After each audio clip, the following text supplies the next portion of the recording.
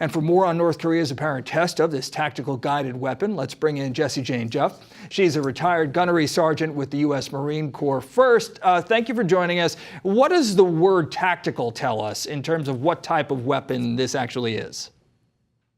Well, what they're looking at right now is that this could have been a short-range missile. They don't expect that this is an intercontinental ballistic missile, which means long range. They have missile testing that has demonstrated they could possibly reach U.S. territory such as Guam. But with the short range, what it really exposes is that North Korea is sending a signal to President Trump. They gave him till the end of the year to lift the sanctions on North Korea. But this may be Kim Jong-un's way of flexing and stating, "Now, I'm not going to be that patient, so to speak, and you need to get moving on this," because a short-range missile is not to suggest it's not a threat, but it's a small way of nudging the president potentially because he didn't appreciate, I'm assuming, I'm not in his head, that he didn't like that President Trump had walked out of the negotiations the last time when they met in Hanoi.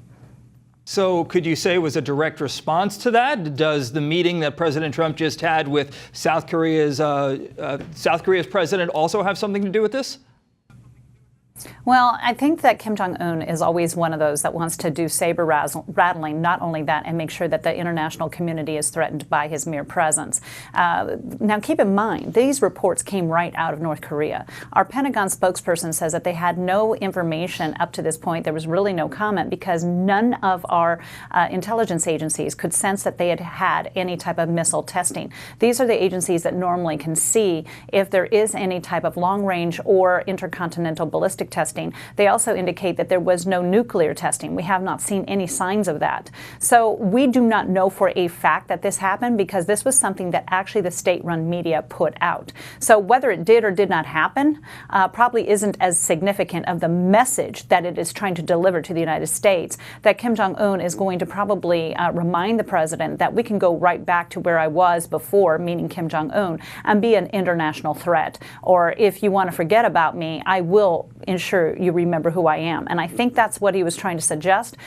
Who knows? But he does not like being left out of the picture. He wants to ensure that everybody knows he is serious. And he wants to ensure that the United States is meeting his demands and needs. And it's his way of flexing to show that the North Korean people that he has not forgotten that he is still in control. All right, Jessie Jane Duff, retired gunnery sergeant with the U.S. Marine Corps. We thank you, as always, for your time.